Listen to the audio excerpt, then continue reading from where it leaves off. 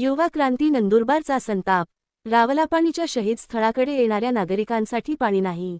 हातबारीपाड्यात नदीपात्रात कुवा करून तहान भागविण्याची वेळ. तळोदा तालुक्यातील रावलापाणी हे ठिकाण आदिवासी स्वातंत्र्य संग्रामाच्या इतिहासातील अत्यंत महत्त्वाचे स्थळ म्हणून ओळखले जाते. 2 मार्च 1923 रोजी येथे ब्रिटिश सत्तेविरुद्ध आंदोलन करणाऱ्या आदिवासी सत्याग्रहींवर बेछूट गोळीबार करण्यात आला होता. या घटनेत अनेक आदिवासी शहीद झाले तर शेकडो जखमी झाले. त्यामुळे रावलापाणी ही भूमी आदिवासी समाजाच्या शौर्य, त्याग आणि स्वाभिमानाचे प्रतीक मानली जाते. दरवर्षी 2 मार्च रोजी येथे शहीदांना अभिवादन करण्यासाठी हजारो नागरिक उपस्थित राहतात आणि सामाजिक, धार्मिक व स्मरण कार्यक्रमांचे आयोजन केले जाते. याच ऐतिहासिक कार्यक्रमाच्या पार्श्वभूमीवर रावलापाणीच्या मार्गावरील ग्रामपंचायत सावरपाडा अंतर्गत हातबारीपाडा येथे तीव्र पाणीटंचाईचे विदारक चित्र समोर आले आहे. कार्यक्रमासाठी मोठ्या संख्येने नागरिक येणार असल्याने या भागात पिण्याच्या पाण्याचा प्रश्न अधिक गंभीर झाला आहे. उपरोक्त परिस्थितीची दखल घेत युवा क्रांती नंदुरबार संघटनेच्या पदाधिकाऱ्यांनी प्रत्यक्ष स्थळ पाहणी केली. रावलापाणी येथे येणाऱ्या नागरिकांना सेवा देण्यासाठी हातबारीपाड्यातील महिला, पुरुष व लहान मुले रस्त्यालगतच्या घरांमध्ये पाण्याची व्यवस्था करत असल्याचे दिसून आले. पथकाने पुढे निझरा नदीपात्रात जाऊन पाहणी केली असता नदीतील वाळूत कुवा करून झिरपणारे पाणी काढून तेच पिण्यासाठी वापरले जात असल्याचे आढळले. पाड्यात नावालाच एक हातपंप उभारण्यात आलेला असला तरी त्यातून अत्यल्प प्रमाणात पाणी येत असल्याचे स्पष्ट झाले. सुमारे 200 ते 250 लोकवस्ती असलेल्या या पाड्यात कोणतीही सक्षम व कायमस्वरूपी पाणीपुरवठा योजना नसल्याने ग्रामस्थांना दररोज हालअपेष्टा सहन कराव्या लागत आहेत. ऐतिहासिक स्थळाकडे जाणाऱ्या मार्गावर अशी परिस्थिती असणे ही अत्यंत चिंताजनक बाब असल्याचे मत व्यक्त करण्यात आले.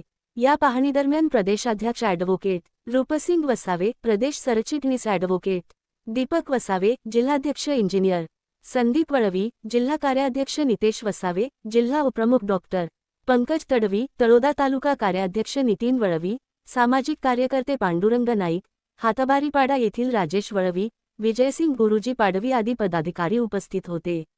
युवा क्रांतीच्या वतीने प्रशासनाला आवाहन करण्यात आले की रावलापाणी या ऐतिहासिक स्थळाचा विकास करताना आसपासच्या पाड्यांतील मूलभूत सुविधांकडे दुर्लक्ष होऊ नये. तातडीने नवीन बोरवेल, अतिरिक्त हातपंप किंवा जलवाहिनी योजनेद्वारे कायमस्वरूपी पाणीपुरवठ्याची सोय करण्यात यावी. अन्यथा येणाऱ्या काळात लोकशाही मार्गाने तीव्र आंदोलन उभारले जाईल, असा इशाराही देण्यात आला. सातपुडा मिरर न्यूज नेटवर्कचे YouTube channel like, subscribe, share करा. बातमी व जाहिरातसाठी संपर्क 9423497275. चर्चा झाल्यानंतर ते यांनी आम्हाला सांगितलं की हे जे पाणी आहे एवढं घाटातून तुम्ही कसं काय घेऊन जातात असं. तर हे सकाळपासून हे पाणी घेऊन जात आहेत.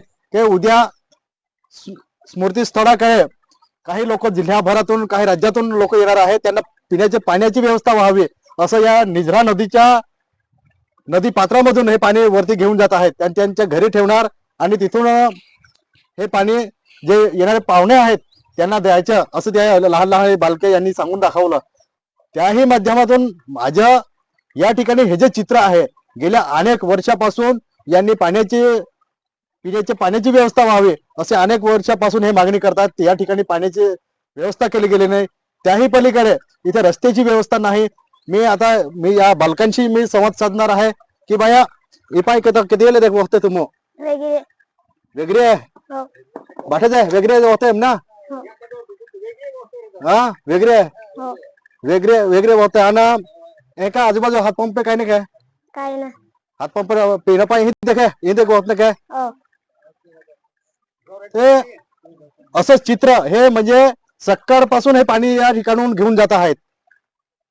आणि हे फक्त प्रेम, माया, दया या प्रेम भावनेतून लोकांना, येणाऱ्या लोकांना त्यांच्या माध्यमातून सेवा व्हावी हा एकच उद्देश या माध्यमातून दिसून येतो आहे मित्रांनो.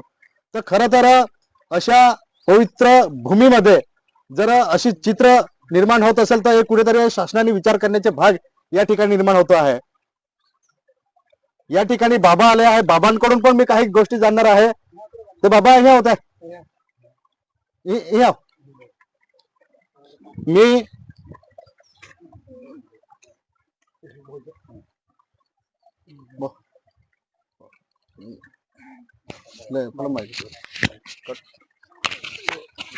कट कर दी